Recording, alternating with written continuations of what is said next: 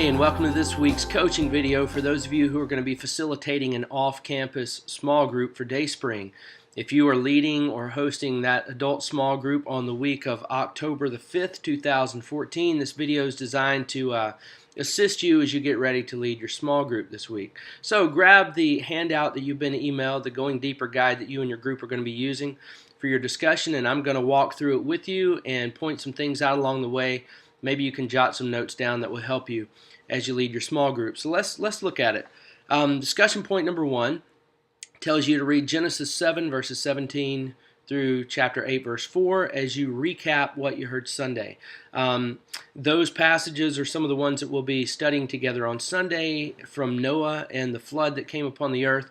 So you and your group are just going to recap what you heard Sunday. Sometimes, as you know, this discussion point, sometimes you don't even make it off of this discussion point. And this Sunday may be one of those where if you and your group take notes, you may have a lot to talk about, kind of like last week. So be sure as the group facilitator that you're taking some good notes so that this discussion point here, that you can really get the ball rolling as you recap not just the flood that came upon the earth, but we're looking at the flood to come.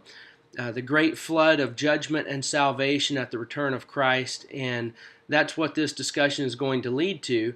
And really where you're heading in all of this is that when we think about the flood that is to come, as a follower of Jesus, that is a flood of salvation that's coming. It's not something that's going to wash us away in a bad way, but there's going to be a good cleansing, a good flood for those of us who follow Jesus. Yet, there are some who are believers who still see it through a lens of fear and dread. And that's what this discussion is going to talk about. How, for those of us who follow Jesus, we can view it in a way that we anticipate it and expect it in a positive way. So that's really where you're heading with all of this, okay?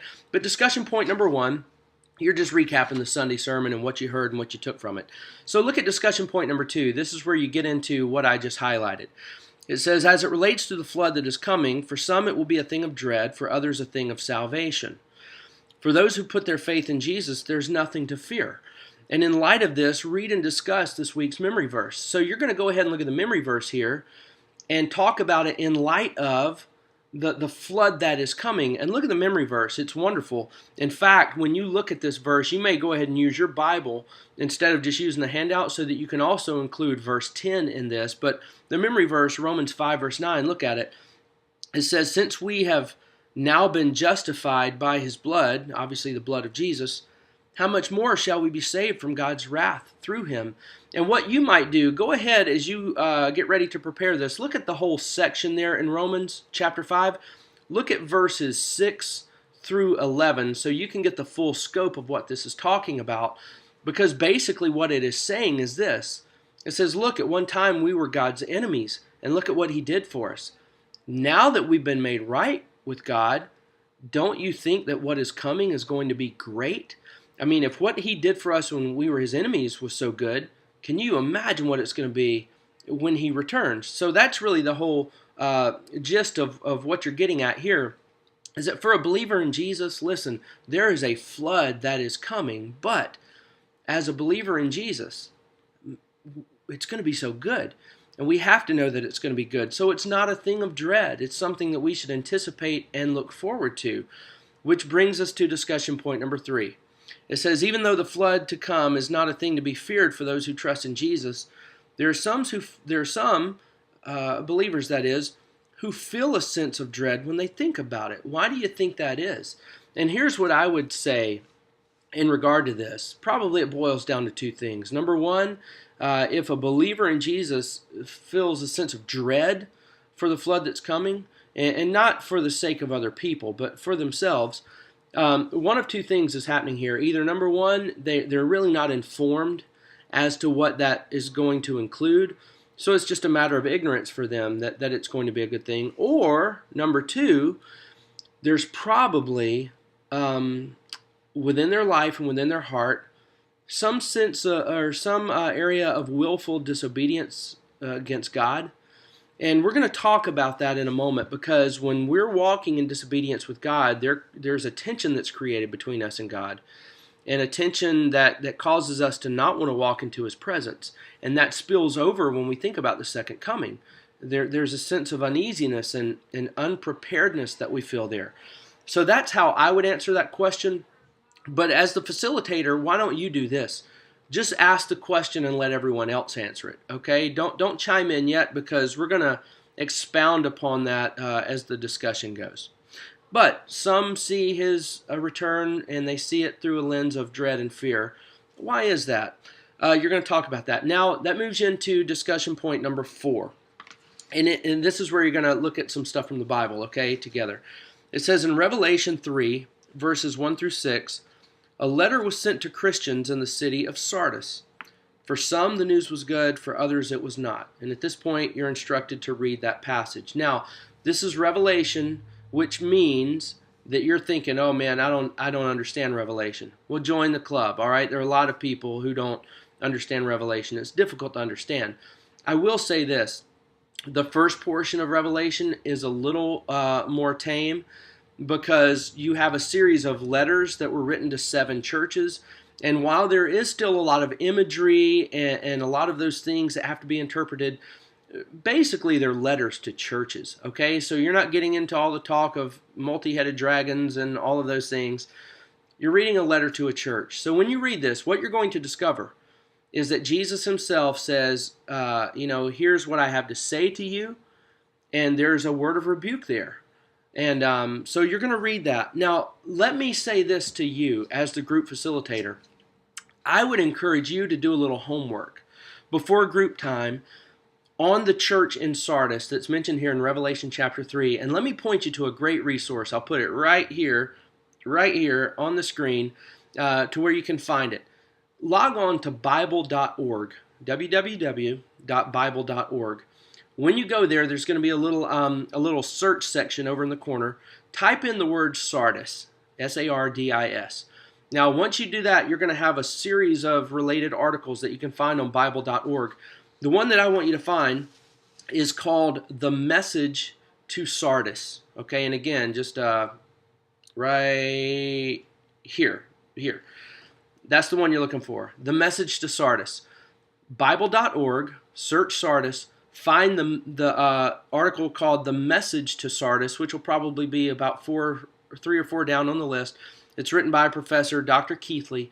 If I were you, I would check that out, because it's got some really cool background information and some really cool historical information about the city of Sardis that I think if you will read that before you read Revelation chapter 3, I think when you read Revelation chapter 3, you're going to see a lot of things where you go, oh man, well, that makes sense, okay? So check that out as you prepare for your small group time.